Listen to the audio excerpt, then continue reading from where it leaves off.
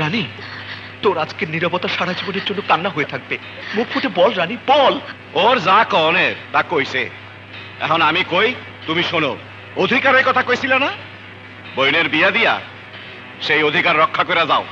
নিজের বোনকে গলা টিপে হত্যা করার মতো পাষাণ তুমি হতে পারো, আমি নই। এই দৃশ্য দেখার মতো সাহসটুকু আমার নেই।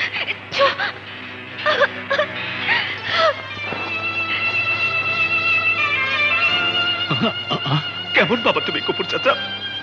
সন্তানের কান্নাকে তোমার কলিজায় দাগ ফেলবে না? কলিজায় দাগ ফেলবে না?